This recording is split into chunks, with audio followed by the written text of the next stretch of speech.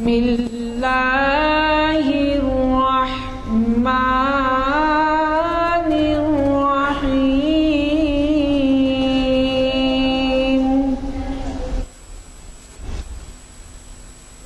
محمد رسول اللہ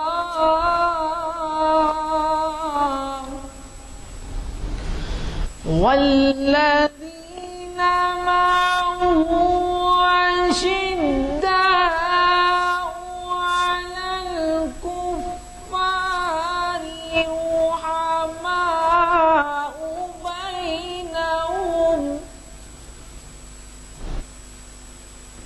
رحماء بينهم تراهم ركعا سجدا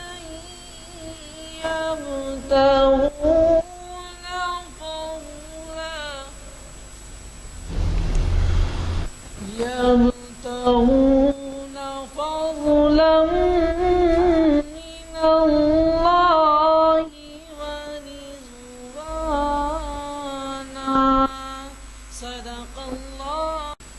حضرات، جیسے کہ آپ واقف ہیں، آج یعنی بروز 2013 1434 بروز دوشنبہ بعد نماز عصر ہم شریعت انفارمیشن سروس کے 503ویں لیکچر کی سماعت کے لیے کنفاؤنڈری کی جامع مسجد عالیہ کے سیلر میں جمع ہیں۔ ہمیں اسلامک سٹڈیز کے اسکالر حافظ محمد وسیم الحق ندوی صاحب مخاطب کر رہے ہیں، اور جیسے آپ واقف ہیں ہم مقرر صاحب پر ہی چھوڑ دیتے ہیں کہ وہ اپنے عنوان سے ہمیں نوازیں، تو چنانچہ انہوں نے اللہ کے حقوق اور بندوں کے حقوق کے عنوان سے ہمیں مخاطب کرنا تجویز کیا ہے۔ تو میں صرف اتنا کہتے ہوئے کہ چہارشنبے کے دن آپ کے جانے پہچانے مقرر ڈاکٹر عقیل ہاشمی صاحب کا خطاب ہے، اور وہ محفل اقبال شناسی کی 726ویں نشست ہے، اور اس میں کلام اقبال میں مقتدر شخصیتوں کے تذکرے۔ آپ تو واقف ہیں کہ علامہ اقبال کے کلام میں کن کن کے تذکرے نہیں ہیں، سرکار دو عالم سے لے کے خلفائے راشدین، علماء دین، بڑے بڑے بزرگ، حتیٰ کہ ہندوستان کے بھی بڑے نامور شخصیتیں، گرو نانک یا راجہ بھرتری ہری اور اسی طریقے کے اور رام، اس کے اوپر بھی انہوں نے اظہار خیال کیا ہے۔ تو یہ بہت ہی اہم خطاب ہے، اور اس کا عنوان خود مقرر صاحب نے تجویز کیا ہے۔ آپ کے جانے پہچانے مقرر ہیں ڈاکٹر عقیل ہاشمی، اور آپ کو اندازہ ہے کہ وہ جب کبھی بھی آتے ہیں تو پورے عنوان کے ساتھ پورا انصاف کرتے ہیں، تیاری سے آتے ہیں۔ تو مجھے یقین ہے کہ آپ اس کا خیال کیے بغیر کہ موسم کیسا رہے، اسے استفادے کے لیے تشریف لائیں گے۔ ہمارے لیے بعض حضرات یہاں پہ ضعیف حضرات موجود ہیں، جو نوجوان بھی بارش کی وجہ سے نہیں آئے ہوں گے، مگر ضعیف لوگ آئے ہیں، حتیٰ کہ ہمارے نانک سنگھ نشتر صاحب بھی موجود ہیں کہ وہ بارش میں بھیگتے ہوئے بھی چلے آئے ہیں۔ تو میرا خیال یہ ہے کہ ہمیں ایسے لیکچرز کو مس نہیں کرنا چاہیے، اور پانی کے خوف سے جو ہے ایسے اہم عنوانات سے واقفیت میں یہ کوئی رکاوٹ نہیں ہونا چاہیے پانی میں۔ تو میں آج کے مقرر عالی جناب حافظ محمد وسیم الحق ندوی صاحب سے گزارش کروں گا کہ وہ ہمیں اپنے ہی دیے ہوئے عنوان کے خطاب سے نوازیں۔ نستعینہ ونستغفرہ ونؤمن بہ ونتوکل علیہ ونعوذ باللہ من شرور انفسنا ومن سیئات اعمالنا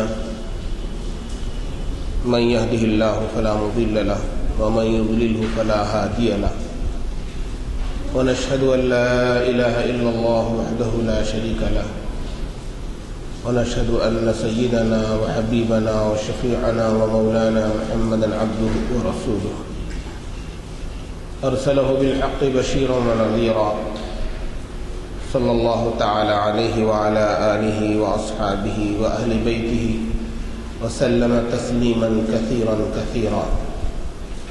أما بعد فقد قال الله تبارك وتعالى: أعوذ بالله من الشيطان الرجيم بسم الله الرحمن الرحيم أمن يبدأ الخلق ثم يعيده ومن يرزقكم من السماء والأرض أإله مع الله قل هاتوا برهانكم إن كنتم صادقين. وقال تعالى: وما بكم من نعمة فمن الله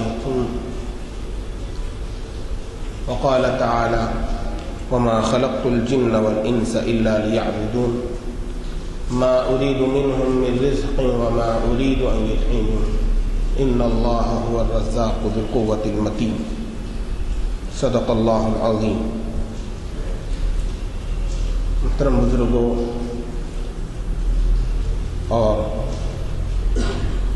معزز سامعین، نوجوان بھائیوں،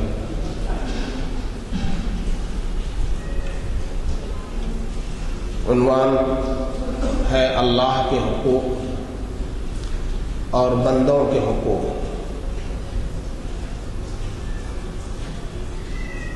اس عنوان کو میں نے ہی منتخب کیا اور اس خاص پس منظر کے تحت میں نے کیا. جو ذہن میں جو بات تھی اسی پس منظر کے تحت اس عنوان یہ کہا گیا مجھ سے کہ بھئی آپ ہی عنوان طے کریں. تو ایک مخصوص امت کی صورتحال ذہن میں تھی، اسی بنا پر میں نے اس عنوان کو منتخب کیا. 2-3 بار جناب شبیر صاحب کا فون آیا. ابتدا میں تو 2 بار میں بیمار رہنے کی وجہ سے حاضر نہیں ہو سکا. تیسری بار مجھے یہاں اللہ نے حاضر ہونے کا موقع عطا فرمایا. تو بزرگوں اور دوستوں، اللہ کے حقوق اور بندوں کے حقوق.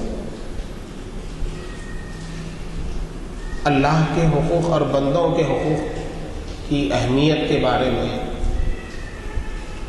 اتنی بات سمجھ آئے کہ اگر کوئی کسی سے پوچھے کہ اسلام کیا ہے تو ہم بے تکلف بول سکتے ہیں کہ اللہ کے حقوق، بندوں کے حقوق اور اس کی دیگر مخلوق کے حقوق کے ادا کرنے کا نام اسلام ہے.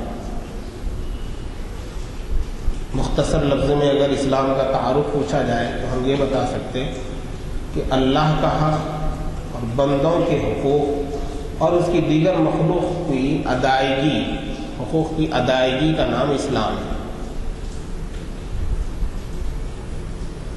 اللہ کے حقوق کیا ہیں؟ اس سے پہلے یہ سمجھنا چاہیے کہ اللہ کے حقوق کو ماننا، تسلیم کرنا. حقوق کیا ہے؟ حقوق کا ادا کرنا یہ انسان کی فطرت ہے، یہ انسان کا نیچر ہے، یہ انسان کی طبیعت ہے. یہ انسان کے اوپر لادا ہوا بوجھ نہیں ہے بلکہ اندر کی انسانیت کا تقاضا ہے. حقوق کی ادائیگی یہ کوئی اسلام کی طرف سے اللہ کے بندوں پر مقرر کردہ کوئی ایسا حکم نہیں ہے کہ جس پر اپنی طبیعت پہ بار کر کے تکلف کر کے اس کے ادا کرنا پڑا. ایسی بات نہیں. اللہ نے انسان کو جس طرح بنایا ہے اس کی بناوٹ کے اندر، اس کی طبیعت کے اندر یہ چیز ہے کہ وہ حقوق ادا کرنا چاہتا ہے. کیسے؟ یہ بات کیسے؟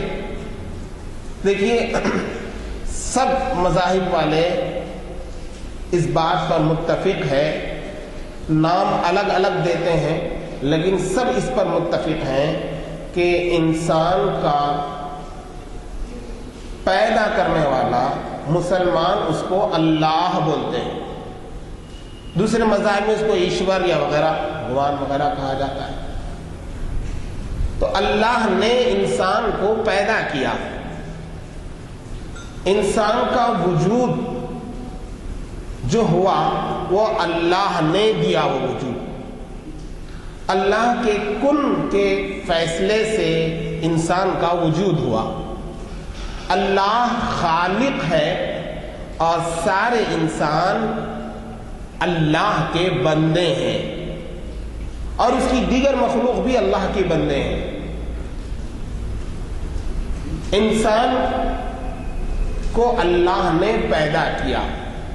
اللہ نے قرآن پاک میں اس کو پوچھا کہ تم کیا دنیا میں دیکھ رہے ہو اَأَنْتُمْ تَخْلُقُونَهُ أَمْ نَحْنُ الْخَالِقُونَ، کہ کیا تم پیدا کر رہے ہو دنیا کی کسی چیز کو، اور چیزوں میں سب سے اشرف چیز انسان ہے، کیا تم پیدا کر رہے ہو یا ہم پیدا کر رہے ہیں؟ اللہ نے سورہ واقعہ میں 27ویں پارے میں جگہ جگہ مختلف سوالات کیے۔ جو آیت میں نے خطبے میں پڑھی اس خطبے کے اندر بھی 20ویں پارے کی پہلے صفحے کی آخری لائن ہے، آخری آیت ہے پہلے صفحے کی، اس میں بھی اللہ کہہ رہے ہیں اَمَّن يَبْدَأُ الْخَلْقَ ثُمَّ يُعِيدُهُ وَمَن يَرْزُقُكُم مِّنَ السَّمَاءِ وَالْأَرْضِ، کون ہے کہ جو تمہیں پہلی بار پیدا کیا، تمہاری پیدائش کی ابتدا کیا، پھر وہ تم کو لوٹانے والا ہے۔ ثم يعيده، یعنی موت آئے گی پھر دوبارہ تم کو کیا کرے گا، وہ واپس لائے گا۔ پھر اللہ آگے کہتے ہیں وَمَن يَرْزُقُكُم مِّنَ السَّمَاءِ وَالْأَرْضِ، کون ہے جو تم کو روزی دے رہا ہے آسمان اور زمین سے؟ اَإِلَٰهٌ مَّعَ اللَّهِ، کہ اللہ کے علاوہ کوئی اور ہے، اللہ کے ساتھ کوئی اور ہے؟ قل، اے نبی کہہ دیجئے ہاتوا برہانکم ان کنتم صادقین، کہ تم پروف کرو اگر تمہارا اس کے علاوہ کوئی خیال ہے تو تم پروف کرو، اگر تمہارے اس خیال کے اندر تم سچے ہو تو پروف کرو، دلیل لاؤ۔ تو انسان کو پیدا کرنے والا اللہ ہے، انسان سارے اللہ کی مخلوق ہے۔ مخلوق کی فطرت میں یہ بات ہے کہ جس نے اس کو پیدا کیا اس کی معرفت حاصل کرے، اس کے بارے میں جانے، اور دوسری پہلو جو میں نے کہا کہ انسان کی فطرت میں ہے حقوق کا ادا کرنا، اسی طریقے سے انسان کو پالنے والا، روزی دینے والا، پالن ہار جو ہے وہ اللہ ہے، اسی کو کہا گیا رب۔ اللہ ہمارا رب ہے اور ہم اس کے مربوب ہیں، یعنی ہم اس کے پالے ہوئے ہیں، ہم اس کے پالکڑے ہیں، وہ ہمارا پالنے والا ہے۔ جب وہ ہمیں پال رہا ہے، ایسے پال رہا ہے کہ اللہ نے قرآن پاک میں ذکر فرمایا وَآتَاكُم مِّن كُلِّ مَا سَأَلْتُمُوهُ، تم نے جو کچھ مانگا، یعنی تمہاری طبیعت کو جو جو چیزوں کی ضرورت تھی، تمہاری فطرت نے جو کچھ مانگا، اللہ نے تمہیں وہ کچھ سب کچھ عطا فرمایا، اور اتنا عطا فرمایا اللہ خود کہتے ہیں کہ وَإِن تَعُدُّوا نِعْمَتَ اللَّهِ لَا تُحْصُوهَا، کہ میں تمہارا ایسا رب ہوں کہ تمہاری پرورش کے اندر تمہیں جس چیز کی بھی نعمت کی ضرورت پڑی وہ میں نے تمہیں دے دی، اور اتنی دی کہ اگر تم اسے شمار کرنا چاہو تو شمار نہیں کر سکتے۔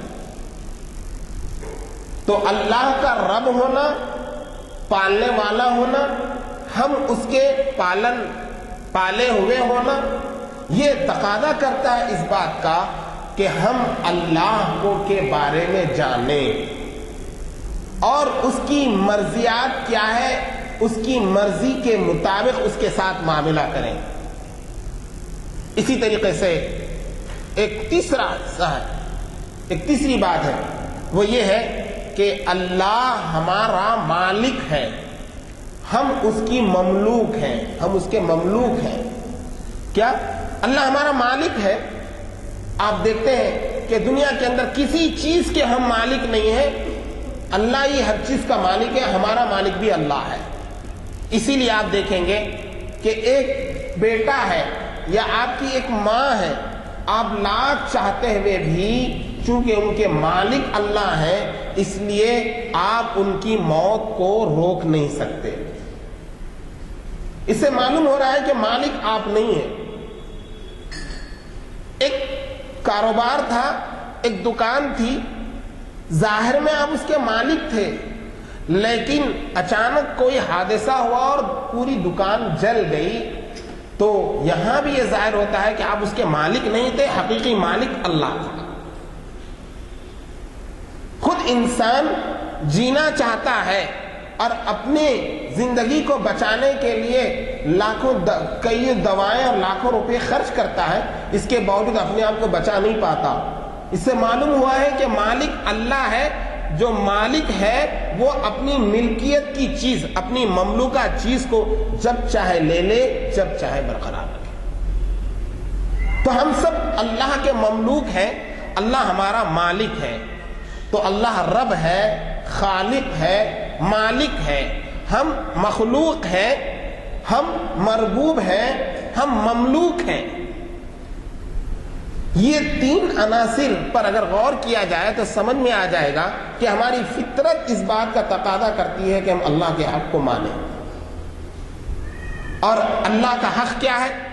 مختصر لفظوں میں اللہ کا حق یہ ہے کہ اس کی مرضی کے خلاف کوئی کام نہ کرے، اپنی زندگی ایسے گزارے کہ اس سے اس کی خوشنودی ملے، اس کی ناخوشی ملنے والے کاموں سے اپنے آپ کو بچا لینا، یہ اس کا حق ادا کرنا ہے. مختصر لفظ. اور تھوڑا سا اگر اس عنوان کو طویل کیا جائے، عنوان بڑا طویل ہے، ٹو دی پوائنٹ چند باتیں بتا رہا ہوں. اللہ کا حق کیا کیا ہے؟ اللہ کے حق کیا ہے؟ اللہ کا پہلا حق یہ ہے کہ اللہ پر ایمان لایا جائے. اور اللہ پر ایمان لانے سے پہلے اللہ کا ایک حق یہ ہے کہ اللہ کے پر ایمان لانا کیسے ہو سکتا؟ تو اس سے پہلے ایک حق ہے، وہ یہ ہے کہ اللہ کی معرفت حاصل کی جائے. تو اللہ پر اللہ کے حقوق میں پہلا حق یہ بنتا ہے کہ اللہ کی معرفت حاصل کی جائے، رب کی معرفت حاصل کی جائے، مالک کی معرفت حاصل کی جائے. اللہ کی معرفت اتنی حاصل کرو کہ اس سے رب پر، اللہ پر ایمان لانے کے لیے طبیعت آمادہ ہو جائے. اتنی معرفت اللہ کی پیدا کرنا یہ اللہ کا پہلا حق ہے. جب آدمی اتنی معرفت پیدا کرتا ہے تو خود بخود اللہ پر اس کا ایمان آ جاتا ہے. اور جب اللہ پر ایمان آ جائے تو پھر تھوڑی سی تفصیل اس میں یہ ہے کہ اللہ کی ذات کو پہچانے، اللہ کی صفات کو پہچانے اور اس کے احکامات کو پہچانے. اللہ کی ذات کو پہچاننے، اللہ کی صفات کو پہچاننے کے لیے یہ کہا گیا ہے، اس کی معرفت حاصل کرنے کے لیے کہا گیا هو الاول والآخر والظاہر والباطن. اس کی ذات اور اس کی صفات کا تعارف اللہ نے یہ کہا. اللہ نے اپنی ذات کا، اپنی صفات کا تعارف جو پیش کیا وہ یہ کیا هو الاول، کہ وہی اول ہے، یعنی دنیا اور دنیا کی ساری چیزیں پیدا کرنے سے پہلے سے وہ ہے، وہ ازلی ہے. والآخر، پوری دنیا ختم ہو جائے گی، سب کچھ ختم ہو جائے گا، باقی رہنے والی ذات اللہ کی ذات رہے گی. والآخر والظاہر والباطن، وہ ظاہر ہے یعنی اپنی قدرت کے مظاہر کے اعتبار سے وہ بڑا کھلا ہے، ظاہر ہے، واضح ہے، کلیئر ہے. اور باطن ہے، بڑا چھپا ہوا ہے، یعنی اپنی ذات کے اعتبار سے وہ بڑا چھپا ہوا ہے. یوں سمجھیے کہ اللہ کے جتنے 99 نام ہیں، ان 99 نام کے بارے میں مختصر سی معلومات حاصل کرنا اور اس کے اوپر ایمان لانا یہ اللہ کا حق ہے. اللہ کے حقوق میں اللہ پر ایمان لانا، ذات پر ایمان ہو، صفات پر ایمان ہو اور اس کی دیگر تمام صفات پر ایمان ہو. ان میں ایک اہم صفت جو سے میں نے کہا کہ وہ مالک ہے، وہ خالق ہے، وہ رب ہے. تو اب اس کی ایک صفت یہ ہے کہ وہ معبود ہے. جب خالق وہی ہے، مالک وہی ہے، رب وہی ہے، تو پھر معبود بھی وہی ہے. اس لیے ہمیں اس کی عبادت کرنا ہے. اب عبادت جو کرنا ہے، اللہ نے فرمایا کہ جب میں خالق ہوں، جب میں مالک ہوں، میں جب رب ہوں اور تمہارا ایسا محسن ہوں کہ اس سے بڑا کوئی اور محسن تمہارا ہے نہیں، اور تم میری نعمتوں کو تم شمار نہیں کر سکتے، ہر لمحہ تم میری نعمتوں کے اندر ہے، تو پھر تمہیں عبادت بھی میری ہی کرنا ہے. تمہیں عبادت بھی میری ہی کرنا ہے. اسی لیے اللہ نے فرمایا وَمَا خَلَقْتُ الْجِنَّ وَالْإِنسَ إِلَّا لِيَعْبُدُونَ، کہ ہم نے جنات کو اور انسانوں کو محض اپنی عبادت کے لیے بنایا. اور اللہ نے فرمایا مَا أُرِيدُ مِنْهُمْ مِنْ رِزْقٍ، ہم تم سے روزی کموانا نہیں چاہتے، روزی تو ہم دیں گے. مَا أُرِيدُ مِنْهُمْ مِنْ رِزْقٍ وَمَا أُرِيدُ أَنْ يُطْعِمُونَ. نہ ہم تم سے یہ مطالبہ کرتے ہیں کہ ساری دنیا کے لوگوں کو تم جو ہے نا رب کی عبادت چھوڑ کر، رب کی معرفت چھوڑ کر، رب کے اوپر ایمان لانا چھوڑ کر لوگوں کو تم کھلاتے رہو. ہم یہ نہیں چاہتے تم سے، بلکہ چاہتے یہ ہے کہ تم ہماری معرفت پیدا کرو اور ہماری عبادت کرو.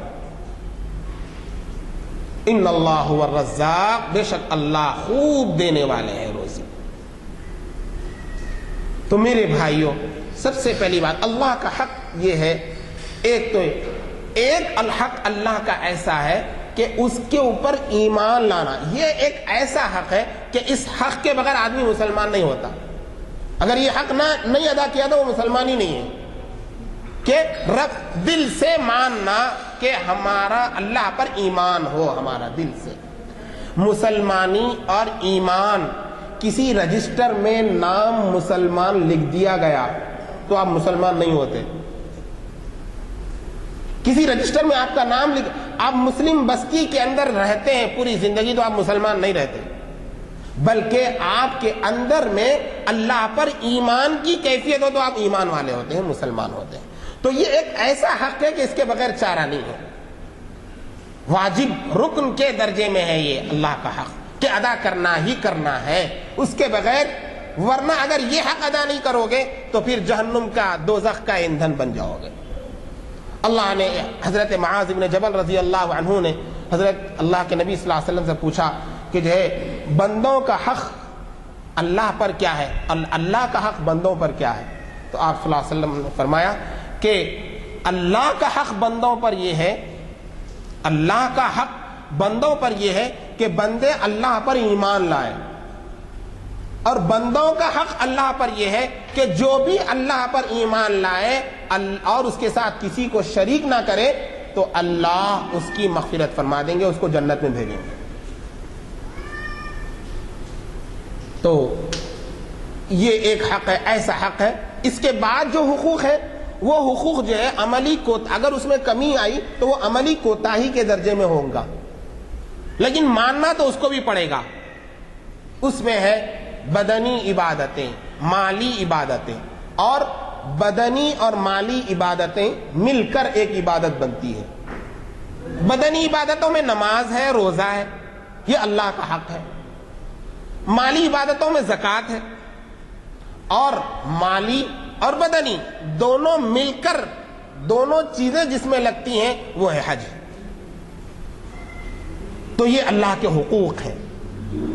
ان اللہ کے حقوق کے بارے میں ایک بات تو جیسا کہ میں نے کہا کہ اللہ پر ایمان لانا، یہ تو حق ایسا ہے کہ اس کے بغیر آدمی کیا ہوتا ہے، مومن ہوتا ہی نہیں. اور دوسرے جو حقوق ہیں ان کے بارے میں یہ ہے کہ تسلیم کرنا ہے، تسلیم تو کرنا ہے، لیکن اگر عملی طور سے اس میں کوتاہی ہوگی تو اللہ تبارک و تعالیٰ نے ان بدنی جو عبادتیں ہیں ان کے بارے میں اللہ نے اگر کوتاہی ہو گئی تو اس کے بارے میں اللہ نے یہ کہا کہ جو ہے اگر میں چاہوں تو معاف کر دوں، اگر چاہوں تو پکڑ لوں. اب کوئی آدمی گارنٹی یہ نہیں دے سکتا کہ اللہ کے حقوق میں اگر میں کوتاہی کروں گا تو میں وہ لسٹ میں ہوں جن کو اللہ میں معاف کر دیں گے، بلکہ کوئی دنیا میں نہیں دے سکتا گارنٹی. ان اللہ لا یغفر ان یشرک بہ ویغفر ما دون ذلک لمن یشاء. اللہ کے ساتھ دوسروں کو شریک نہ کرو، اللہ کا حق یہ ہے کہ اس کو ایک مانو. یہ ایسا حق ہے کہ اس کے بغیر تم مسلمان نہیں ہو سکتے. اگر اس حق میں کوتاہی اگر کرو گے تو دوزخ کا ایندھن بنو گے.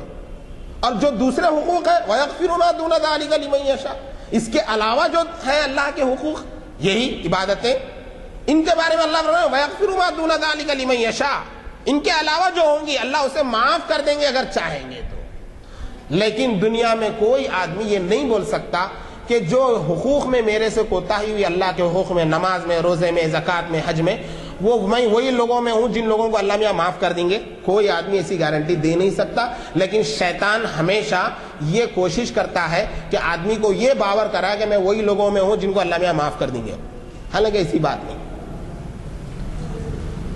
جس خاص پس منظر کے تحت میں نے اس موضوع کا انتخاب کیا وہ بات میں اب بولنے جا رہا ہوں آپ کو اللہ کے حقوق سے متعلق. اللہ کے حقوق میں اگر کوتاہی ہو جائے, جیسے نماز ہے, نماز میں کوتاہی ہو جائے تو اب اس کا متبادل کیا ہے؟ چھوٹ تو گئی نماز, چھوٹ تو گئی نماز.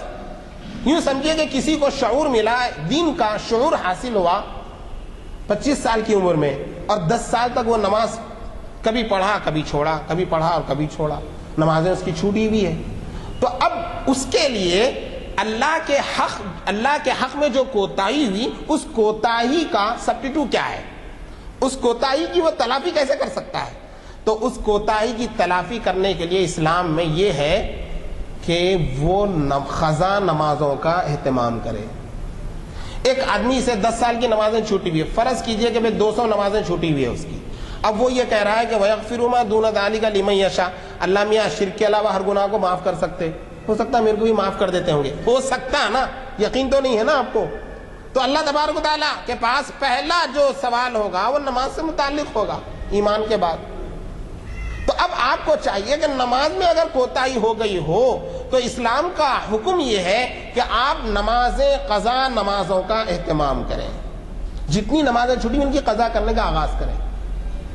فرض کیجئے آپ کو یہ بات معلوم ہوئی, آپ نے اپنے بارے میں طے کر لیا کہ ہو سکتا میری 500 نمازیں چھوٹی ہوئی ہے, تو آپ کو چاہیے کہ اپنی ڈائری میں لکھیں کہ بھئی میری 500 نمازیں قضا ہیں. اب جو ہے آج کی تاریخ ڈال لیں اور یہ بھی لکھ دیں کہ میں نے آج سے قضا نمازوں کے لیے اپنا ایک شیڈول بنایا ہے. وہ شیڈول یہ ہے کہ میں روزانہ 2 نمازیں قضا کروں گا. شیڈول بن گیا. اب جب آپ قضا کرتے رہے, یوں سمجھیے کہ 3 سال کے بعد آپ کی موت آ گئی. آپ نے اپنی ڈائری میں لکھ دیا کہ میری 500 نمازیں قضا تھی اور میں نے شیڈول یہ بنایا ہے کہ روزانہ 2 نمازوں کی قضا کروں گا.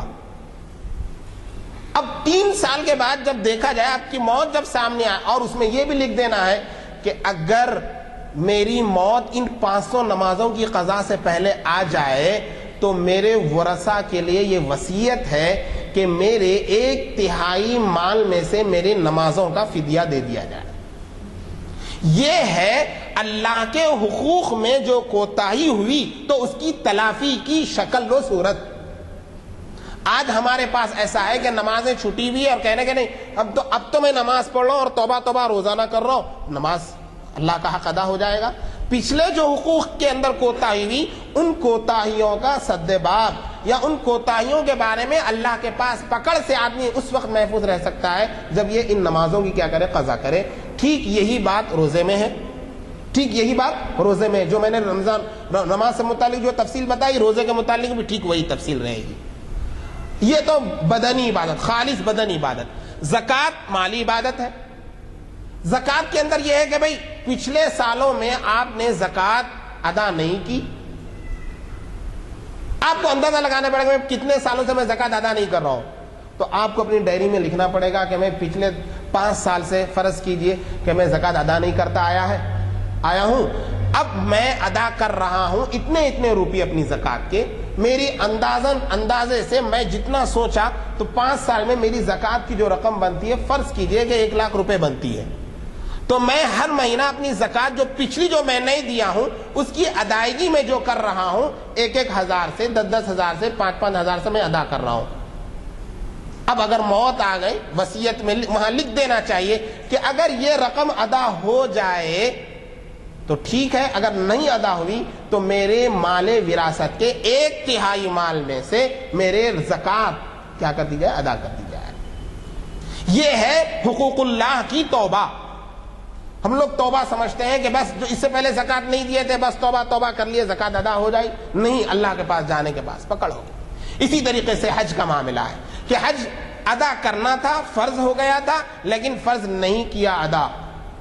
یوں سمجھیے کہ بھئی حج کے مہینے کو ابھی 10 مہینے باقی ہے حج کا وقت آنے کے لیے، اور اب ہمیں نیت ہوئی، شعور آیا کہ بھائی حج تو ادا کرنا تھا، ہم سے کوتاہی ہو گئی، نہیں ادا کرے ہم، اللہ معاف کرے. لیکن اب ہماری پتہ نہیں 10 سال ہم جیں گے یا نہیں جیں گے.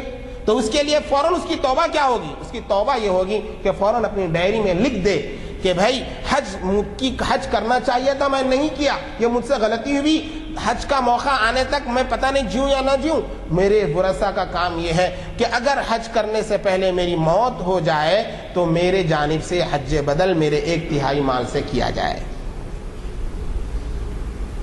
تو میرے بھائیوں، حقوق اللہ کے بارے میں جو میں نے عنوان دیا، یہ بات خاص طور سے میں آپ تک پہنچانا چاہتا ہوں اور آپ کے ذریعے امت تک یہ بات پہنچے کہ ہمارے بندوں کے حقوق میں جو کوتاہی ہوئی اس کوتاہی کی توبہ، اللہ کے حقوق کے بارے میں جو کوتاہی ہوئی اس کوتاہی کی صرف توبہ کرنے سے وہ اس کی توبہ نہیں ہوگی بلکہ عملی طور سے کرنا. پچھلی آپ نے جو نمازیں چھوڑی وہ عملی چیز تھی، آپ اس کو زبانی بول کر اس کا وہ نہیں کر سکتے، آپ اس کا بدل نہیں کر سکتے. نماز ایک عملی چیز تھی، آپ نے عملی چیز کو چھوڑا تو پھر عملی چیز کے ذریعے اس کو دیجئے. یہ ہے بندوں کے حقوق اور اللہ کے حقوق. اور دوسرا جو عنوان ہے بندوں کے حقوق. بندوں کے حقوق کے اندر یہ ہے کہ بندوں کے حقوق بھی اللہ کے حقوق ہی ہیں، بندوں کا حق بھی اللہ ہی کا حق ہے. چونکہ سارے بندے اللہ کے پیدا کیے ہوئے ہیں، سارے بندے اللہ کے پیدا کیے ہوئے ہیں، اس لیے بندوں کا حق ادا کرنا بھی اللہ ہی کا حق ادا کرنا ہے. لیکن بعض اعتبارات سے بندوں کا حق اللہ کے حق سے بڑھ جاتا ہے، بندوں کا حق اللہ کے حق سے بڑھ جاتا ہے.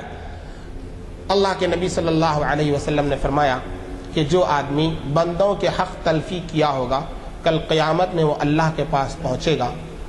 ایک موقع پر آپ نے ایک صحابی سے پوچھا کہ دنیا میں سب سے بڑا مفلس تنگ دست کون ہے؟ صحابہ نے پوچھا یا رسول اللہ، اللہ و رسول عالم، آپ زیادہ جانتے ہیں. ہم تو یہ سمجھتے ہیں کہ جس کے پاس پیسہ نہیں ہے، درہم اور دینار نہیں ہے، وہ مفلس ہے. لیکن آپ نے فرمایا کہ مفلس وہ نہیں ہے جس کے پاس درہم اور دینار روپیہ پیسہ نہ ہو.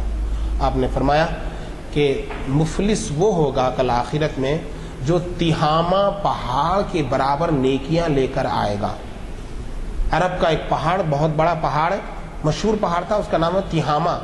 تہامہ پہاڑ کے برابر اس کے پاس نیکیاں ہوں گی، لیکن وہ کسی کی عزت نکالا ہوگا، کسی کا دل دکھایا ہوگا، بہرحال اس نے تکلیف پہنچائی ہوگی، کسی کی حق تلفی کیا ہوگا.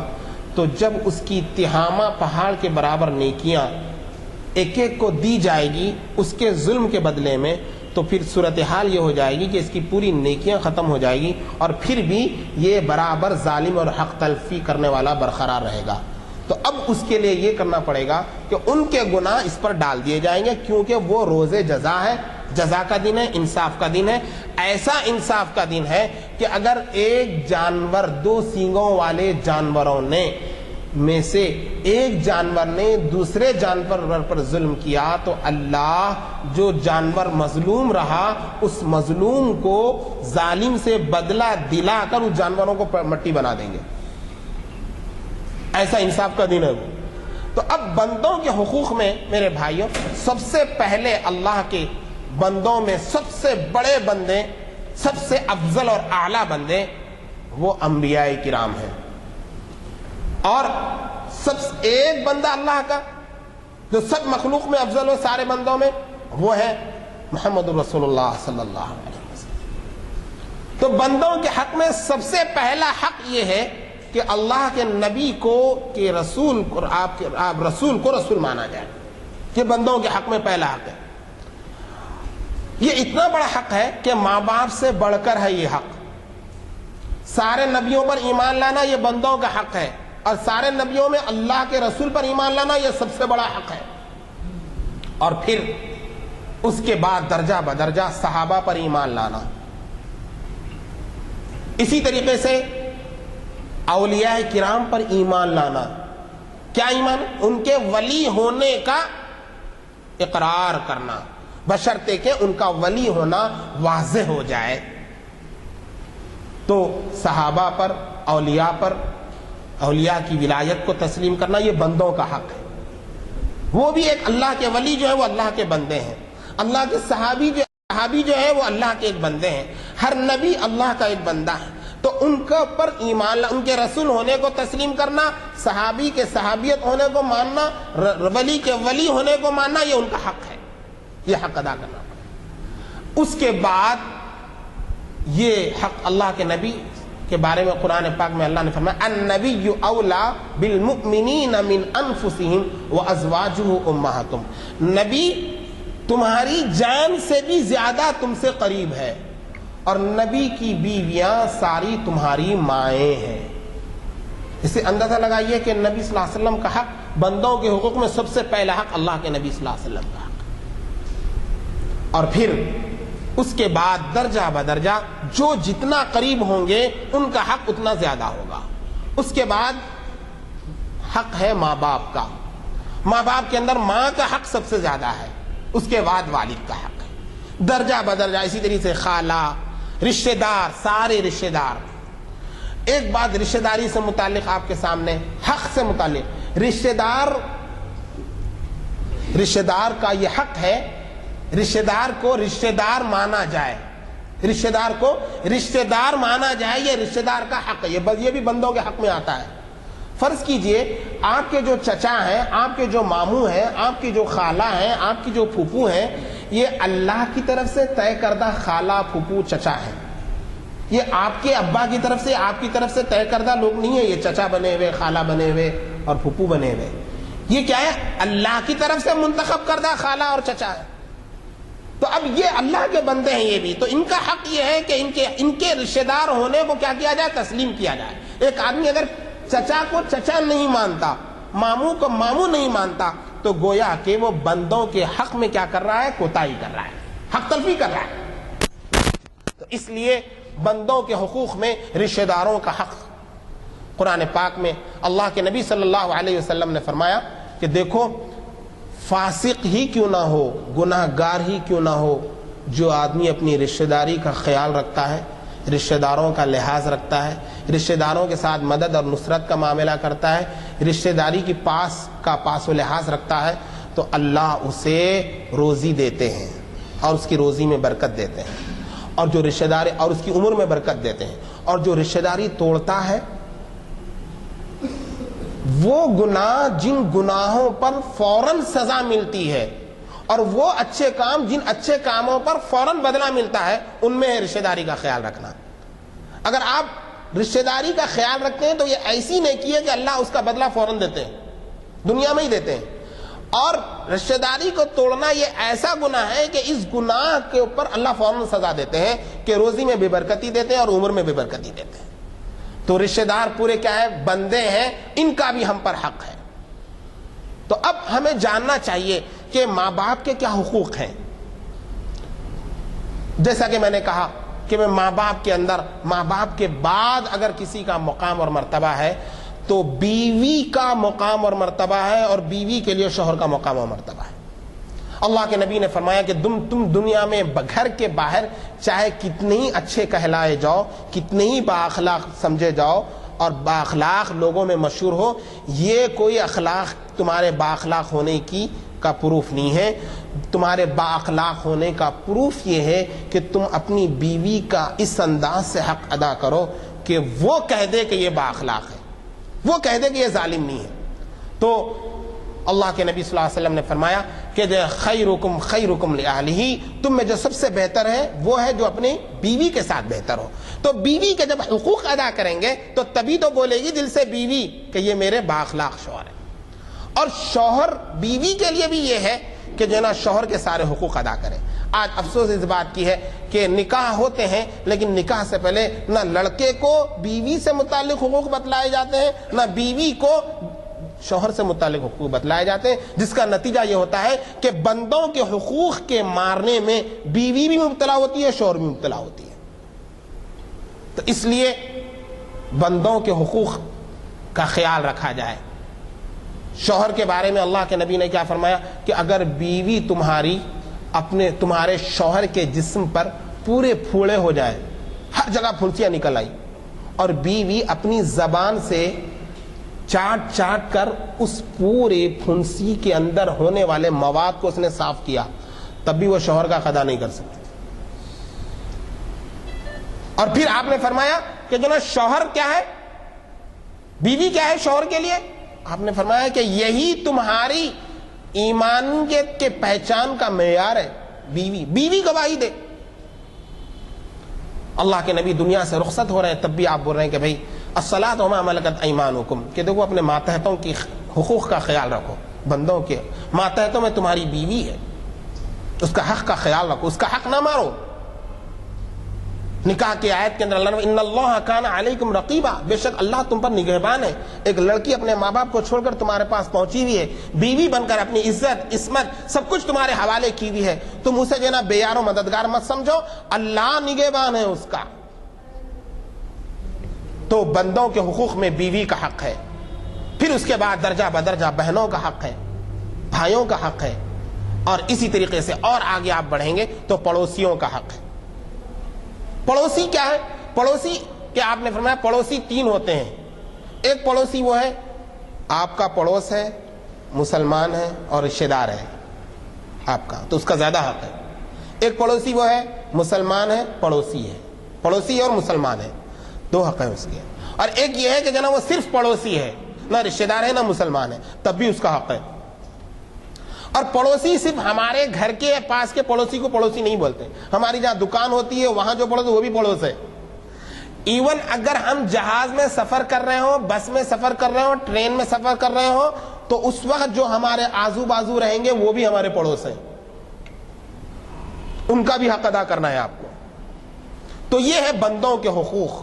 بندوں کے حقوق کے اندر ماں باپ کے حقوق کے اندر آپ جانتے ہیں تفصیل ہو جائے گی۔ ماں باپ کے حقوق، ماں باپ کی بارے میں اللہ نے فرمایا کہ جو ہے ہر صورت میں تم کیا کرو، جنت کا ٹکٹ مرد کے لیے ماں باپ ہے اور عورت کے لیے شوہر ہے۔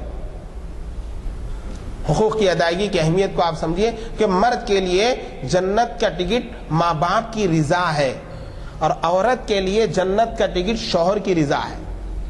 آپ نے فرمایا جو عورت جو ہے 5 وقتہ نمازی ہو، روزے دار ہو اور اپنے شوہر کی فرمانبردار ہو اور اپنی عزت اور عصمت کی حفاظت کرنے والی ہو، تو اس کے لیے جنت کے 8 دروازے کھلے ہیں، وہ جس دروازے سے چاہے داخل ہو جائے۔ تو یہ بندوں کے، عورتوں کے لیے بھی ہے کہ وہ اپنے شوہر کے حق کو پہچانے، شوہر کے رشتہ داروں کے حق کو پہچانے۔ تو بندوں کے حقوق میں جتنے ہمارے رشتہ دار ہیں وہ سارے اللہ کے بندے ہیں، اور بھی رشتہ دار بھی ہیں۔ جتنے ہمارے پڑوسی ہیں وہ مسلمان ہیں، پھر ہمارے پڑوسی ہیں، ان کا حق ہم جانیں کیا کیا حق ہیں ان کے۔ آپ نے ایک عام انداز میں فرمایا کہ ماں باپ کا پہلا حق یہ ہے کہ ماں باپ کو ہمیشہ راضی رکھا جائے، ان کو راضی رکھنے کی فکر کی جائے۔ اب اس سلسلے میں تفصیل ہے، احکامات، چھوٹے چھوٹے جزیات ہیں، احکامات ہیں۔ مختصر لفظوں میں ماں باپ کو راضی رکھو، اس صورت میں بھی راضی رکھو جب ماں باپ بڑھاپے کی عمر کو پہنچ جائیں اور ایسے کام کرنے لگیں جو کیا ہوتے ہیں کسی عقل مند آدمی سے کیا ہوتے ہیں اس کا امکان نہیں ہوتا، لیکن وہ بڑھاپے کی وجہ سے ایسے کام کر رہے ہیں تو اس موقع پر تم اف نہ کہو انہیں۔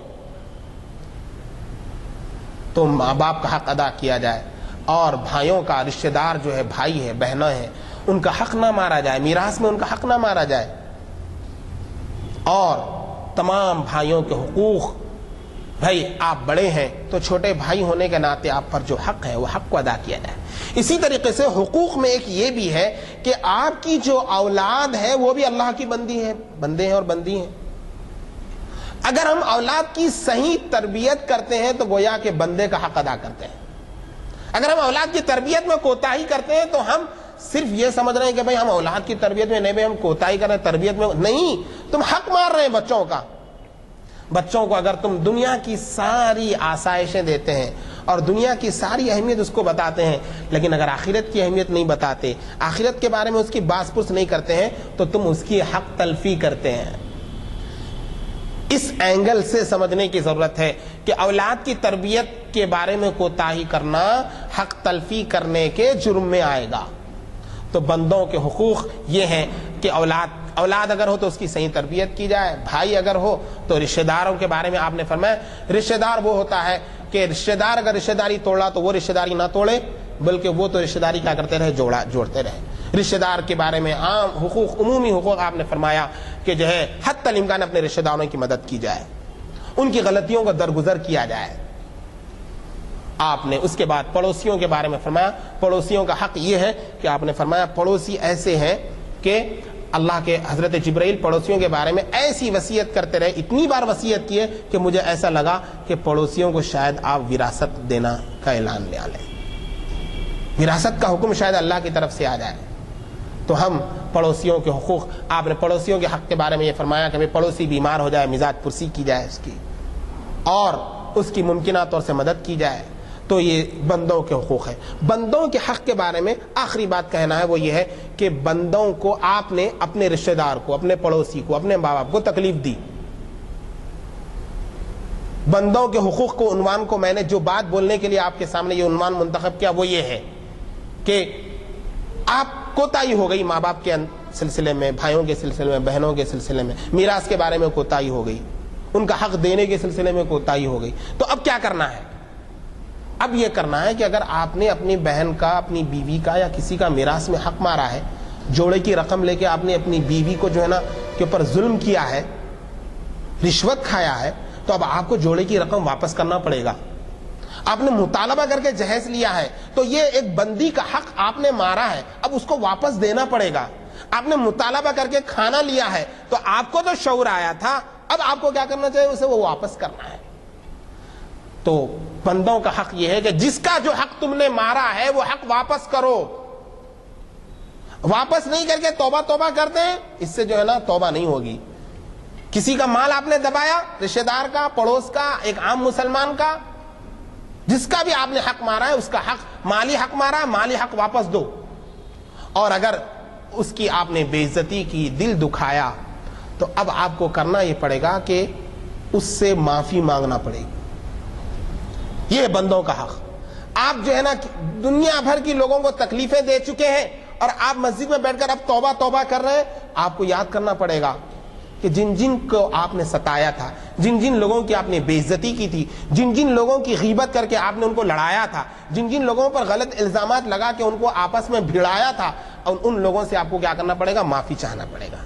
یہ سستا سودا رہے گا، یہ سستا سودا، ورنہ کل ہوگا یہ کہ کل کسی کا آپ نے غیبت کی، کل قیامت میں آپ کی نیکیاں ان کو دی جائے گی اس غیبت کے بدلے میں۔ اگر آپ کی نیکیاں ختم ہو جائے گی تو ان کے گناہ آپ پر ڈال دیے جائیں گے۔ اور علماء نے لکھا ہے، تفصیلات میں آیا ہے کہ نیکیوں کا تبادلہ آپ کے گناہوں سے ہوگا۔ آپ گناہ کریں، کسی کا دل دکھائے، گناہ کرے، چغلی غیبت کرے، گناہ کرے، اب آپ نے اس کا حق مارا، اب آپ کی نیکیاں ان کو دی جائیں گی۔ تو کیا پیمانہ رہے گا نیکیاں دینے کا؟ ایک گناہ کے بدلے میں ایک نیکی نہیں، ایک گناہ کے بدلے میں ایک نیکی، یہ نہیں رہے گا پیمانہ۔ وہاں پر نیکیاں دینے کا پیمانہ یہ رہے گا، مجھے کنفرم یاد نہیں ہے لیکن میں آپ کو بتا رہا ہوں، 350 سے زائد مقبول نمازیں۔ کون سی نمازیں؟ مقبول اور مکمل 350 سے زائد نمازیں آپ اگر کسی کا ایک ماشا کھایا ہے روپیہ تو دینا پڑے گا۔ یہ پیمانہ رہے گا وہاں پر۔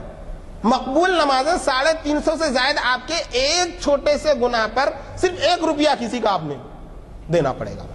تو اس لیے میرے بھائیوں، بندوں کے حقوق کو جاننا اور جان کر اس کو ادا کرنا، یہ ہے اللہ کے بندوں کے حقوق کی توبہ۔ اللہ سے دعا ہے اللہ کے حقوق اور بندوں کے حقوق سے متعلق جو کچھ آپ کے سامنے سنایا گیا، کہا گیا، اللہ اس کو قبول فرما لے اور ہم سب کو اللہ کے اور بندوں کے حقوق کی ادائیگی اور اسے جاننے کی فکر نصیب فرمائے، اس کی توفیق نصیب فرمائے۔ جو کچھ یہاں پر مجھے موقع دیا گیا آپ تک بات پہنچانے کا، میں منتظمین کا اس پر شکر گزار ہوں۔ اللہ انہیں بھی جزائے خیر عطا فرمائے، اور جہاں جہاں بھی اس قسم کی کوششیں ہو رہی ہیں اللہ ان سب کوششوں کو کامیاب فرمائے اور امت کو جو ہے نا اتحاد نصیب فرمائے۔ اور اس کے ساتھ ساتھ جو ہے نا اس وقت جو مسلم ممالک میں، عرب ممالک میں مسلمانوں کے ساتھ جو کچھ جہاں بھی ہو رہا ہے، اللہ ان سب مسلمانوں کا حامی اور ناصر بن جائے۔ وآخر دعوانا الحمدللہ۔ حضرات، اس عنوان سے شاید پہلی مرتبہ ہے کہ ایسا خطاب ہوا ہے جو آپ کے لیے کافی معلوماتی اور دلچسپ رہا۔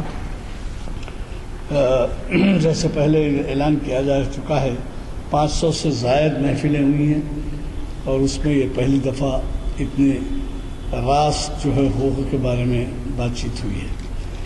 یقین آپ کو آیا ہوگا کہ ان محافل میں شرکت سے آپ کو کس قدر استفادہ ہوتا ہے۔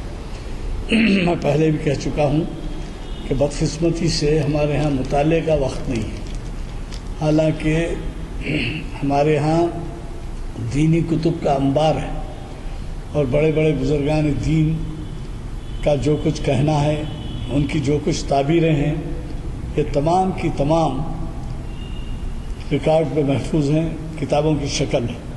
لیکن نوجوان نسل تو کیا، شاید ہمارے بزرگ حضرات بھی اس کا سوائے معدود چند کے موقع نہیں ملتا ان کو کہ اس سے واقفیت حاصل کریں۔ تو جب یہاں کوئی خطاب ہوتا ہے تو یوں سمجھیے کہ کئی کتابوں کا وہ نچوڑ ہوتا ہے جو آپ اگر ایک مہینے میں جو پڑھ سکتے ہیں وہاں 1 گھنٹے کے اندر آپ کو بتا دیا جاتا ہے کہ اس کا نچوڑ کیا ہے۔ تو جب آپ اس کی اہمیت جانتے ہیں اور استفادے کا سبب جانتے ہیں تو آپ کوشش کریں کہ آپ کے ساتھ اور حضرات بھی تشریف لائیں اور اس سے استفادہ کریں۔ اگر کسی کو کوئی سوال کرنا ہے تو سوال کریں، ورنہ چونکہ دعا ہو چکی ہے محفل برخاست کی جاتی ہے۔